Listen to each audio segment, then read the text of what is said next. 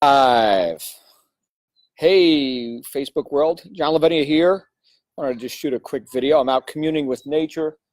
There's my wildlife right over there. I don't know if you can see the little rat doggy. Hey, Butch. What you doing, buddy?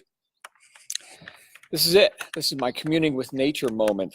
Boy, the lighting's not that good here. Sun's peeking out just behind those shrubberies. Shrubberies. You must bring us a shrubbery for all of you Monty Python fans. But yeah, just feeling good. Just wanted to kick back. It's been a insanely busy day, insanely busy week, and I just wanted to share some gratitude for. I got some reminders today. Got some reminders about some of the reasons why I just love working from home. In fact, I also got a reminder today from Facebook. They said, "Hey, congratulations! You've been Facebook friends with your wife for 10 years." That's interesting. So thanks, Facebook, for reminding me. I've known her a bit longer than that. We've been married longer than that. But yeah, I wanted to, I guess, give a shout out to all my friends who are in the home business world. You know, there's some good reasons to do what it takes to become successful in this space, which I've been, fortunate to have found people and businesses that have afforded me a lifestyle which I think a lot of people aspire to. And I think usually for maybe some hypey or not so legitimate reasons. So I wanted to talk to you all today, especially those of you who are already involved in a home business, about like what is the main motivator behind that. You can, assuming you're interested in whatever topic, whatever profession, you could go make money in that profession.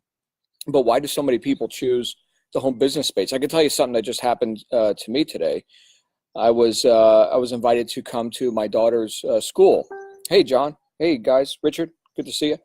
I was invited to come to my daughter's school for bring your parent to school day for her class, and I was reminded that most parents can't make such events. Right? I wonder if this light is better if I hold it up like this. Does that look better? Probably.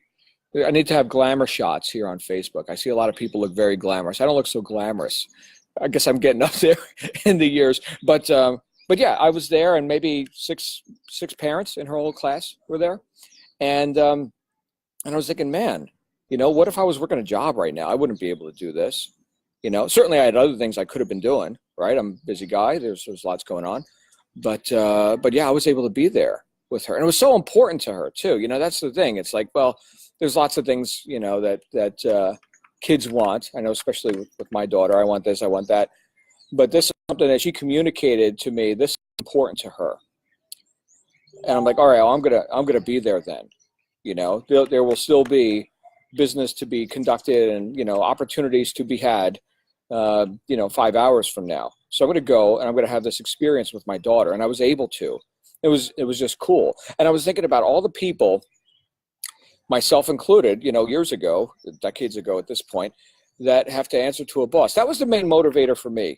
I'll just speak for myself, right? It wasn't the Maserati, which I've had, the Bentley, right? The Range Rover, and man, look at me, I'm doing it. I'm, like the glamour shots we see on Facebook, from people who are like their whole life is a dream story because, look at the Ferrari, look at the, look at this, look at that. A lot of hype.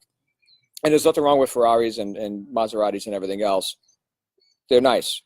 That's nice. Okay. However, when it really comes down to it, the way I look at it, the way I look at life is the purpose is to have the experience, And if part of that experience is, driving, Ferraris or whatever, okay, fine. That's fine. But also deeper than that, I think, and I'm not looking to get too philosophical here, deeper than that is something that I think we could all connect to. Like if you could have time freedom to go, hang out with your daughter and her classmates, in like a second grade, school, just on the spur of the moment, yeah, we're going to go do this and eat school lunch, right? Or like, let's have a Ferrari. Which one would actually be, like if you had to choose one, I'm not saying you have to, but if you did have to just choose one, which would it be? I'll tell you what, it's the experience, hands down. It's the experience, but for me, like the whole catalyst that got me even on the path in the first place was just, getting my pay cut 3 times a year at a job that I couldn't stand. right? I was going, hey, Ronnie, I see Ronnie Scott on here. Oh my goodness, one of my favorite Aussies. Hey, Ronnie, say hi to George. Um, but just answering to a boss, who didn't have my best interest in mind. The corporate world did not have my best interest in mind. It was very short-sighted, in fact. I don't know how many of you can relate to this, but my last year that I ever worked a job, I got my pay cut 3 times in a year. And the way they positioned it, it was a promotion. John, you're doing such a great job. You're doing such a great job that you're making more money than some of your superiors. So even though you're working 80 hours a week, we're going to go ahead and we're going to, give you a promotion, you see, and here's your new pay plan, sign here. That happened to me 3 times in a year.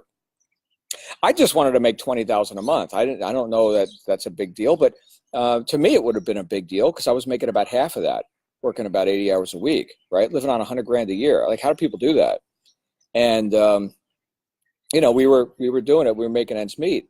But, I'm talking about, 21st century income here. Yeah, I'm going back, this was 2002 when I transitioned into, when I finally became successful in, home business marketing and online marketing. But thinking about how I lived back then, and I don't know how many of you can relate to this. I'd love to hear from you in the comments. How do people do that? What was your main motivator? If you're in home business now, I'd love to hear about that. Was it the Ferrari? Was it the hype? Okay, again, nothing wrong with that. I guess hype sells for some people. I'm, having seen everything I've seen and having, gone the gamut, I'm kind of immune to that stuff. At this point for me, and what I think is most relatable to people, this is especially important if you're promoting something, if you're promoting like an income opportunity or whatever. What is it that your ideal target audience, your ideal participant would most relate to? What's most accessible to them? What's most believable to them? In fact, I'll give you another example. We had a I see here a couple comments. Hey guys. Yeah, Alvaro says freedom to do what I want when I want to. Yeah, so we're talking about time freedom, which may or may not include Lamborghinis. I don't know. Lamborghinis are very, very fragile, very high maintenance vehicles. Yeah, hey Ronnie. Early Saturday morning here. Love to Shannon and Trinity. Thanks, Ronnie. So what was I saying? The idea of it being relatable to people who you intend to serve. Okay, which right there, that's an indicator, right? It's not about trying to get. Oh, I need to go recruit the world or something. I need to promote like mad, and like flaunt everything. No, hold on a second. I'll give you an example. When I first became successful in the business world publicly, certainly we demonstrated, we displayed some examples of our success, right? People like to see proof. It builds credibility and whatever. And my wife and I, we wound up buying some new cars. These were Lexus. I was a big, and still am a big fan of Lexus product. Great car.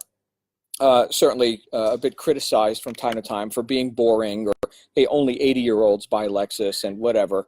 My mentor at the time was a big BMW fan. We used to fight about that. I was like, you know what you can do with your BMW. I just want a Lexus, right? Costs less, runs forever, way more luxurious, nice and comfy. I just like it. Best sound system in the world. Anyway, so we wound up taking some pictures of us with our new Lexi, however you say that in plural, in front of our little house that we were living in. It was nothing glamorous. Goodness, did people respond to that? It's like, oh, these people from the world, and now they got a Lexus, and they just look happy. Here we are with our dogs. We didn't have our daughter at the time, right? We're going back some years now, and then we made more money. We wound up building a mansion on the hill, and at one point we were up to 5 cars, 2 drivers, 5 cars. Not smart. Okay, I'm not mentoring you right now on money management. Okay, this is how to be stupid, right? Spend all the money. That's how you be stupid. And so we got at one time we had 5 cars, and one of them was a Lexus. The other were all European stuff. I had the Maz and all that. I see George saying the Maserati. He enjoyed that. Yeah, great car. In some ways, great car. In some ways, Lexus blows it away. But here's what happened. It was less relatable to people who were just looking for some time freedom, or just, you know, to not live in the state of constant financial pressure, right? Lack, limitation, right? It was out of reach, mentally out of reach. It's like, I don't even connect with that. So you got a Bentley, you know, I can't spend your money, man. You know what? You must be special. You must be special. That's not accessible for me. It was less believable. We got, you know, our lead statistics in terms of like lead generation and stuff we were doing actually declined. So you can get to a point where, let's say you actually get, and I guess this is where I'm going with this. Again, I'd love to hear your main motivations in the comments. Okay, like really, not for show, you know, because think about it. Most people spend so much money buying stuff they don't even really want to impress people they don't even like. It's keeping up with the Joneses, you know, that sort of thing. So, so I think the real bottom line for me is to, regardless of how successful you become, and I hope you become outrageously successful if you haven't already, the real bottom line is to remain relatable, to remain connected with the foundational reasons why you showed up in the first place. That's something that I got reconnected with today. Okay, going there and being with a few other parents who could have that experience with their sons, their daughters, you know, in the classroom, and we got to eat lunch together. I get to eat a school lunch today. It was edible, yeah. And actually, I've had a lot worse. When I was a kid, it was a lot worse. But yeah, I got to eat meatballs and garlic bread and sit there with my daughter. And what did we have? We had salad. She had chocolate milk, right? So that's cool. We had that experience. I even got to go to physical education class. Check this out. I went into the physical education class, and the teacher there had set up a game where the kids, they all had these little rubber balls and then like bowling pins. And the game was these like foam rubber balls. You're throwing them at each other's teams. They had like 5 or 6 different teams set up on mats, and we're throwing these balls to try and knock over each other's bowling pins. And if you knock down all their bowling pins, their penalty was they got to do 10 jumping jacks. And so I was like, man, this is great. I don't remember fun games like that from when I was a kid. So I got to be a kid a little bit today, and I was in there doing it too. I was throwing the balls, right? Other kids were trying to knock down my bowling pins, and I'm in there firing balls off. And it was good. It was good. So it's the simple stuff, right? You don't have to stretch. You don't have to impress, you know? And I guess with this could lead into another topic, which I'll talk about in a future video. Right now, I'm just going to go look at leaves and stuff. And that is, you know, what does it take for you to be credible? Because think about this. People, especially in like the home business space, where a buying decision or a decision to join, to participate, right, which is a bit of a bigger decision than just buying, right? People can go to Amazon and buy stuff, okay? But somebody potentially changing their life, that's a decision that I think warrants a good amount of credibility on the part of the person making the offer, meaning you, assuming that you offer such things. What can you do to demonstrate credibility, including and especially if you haven't made the big money or bought the Maserati or whatever, right? That's a good question. A lot of people have that question. I want to cover that in a future thing. I've covered it in courses and stuff before, but I'm reacclimating to Facebook here a little bit. So I may do some live videos on that. But again, I'd love to hear from you. You guys got some ideas, some comments, including and especially what really motivates you, like really, for real. Okay, and it doesn't have to be flashy. It might be. It might be. Maybe the Rolex watch is like the greatest thing in the world for you. Okay, then it's the Rolex watch. I could just tell you that having been down that road, it's not the stuff. It's not. At least that's my experience. That's my reality. It's not the stuff. I'm wearing a Seiko. I love this watch. I got this for $200 and, if memory serves, $214 on eBay. I've got more expensive watches. I never wear them. This thing, I ride my Harley. I can go snowboarding. I can smash it into walls. Who gives a damn? And this thing never stops. It is awesome. And it looks good too. Like that? Look at my $200 watch, damn it. That's beautiful. All right. I'm done. Thanks you guys for joining me live here. And or if you're seeing this on recording, love to see your comments. Thanks for being here. We'll see you again real soon. Bye for now.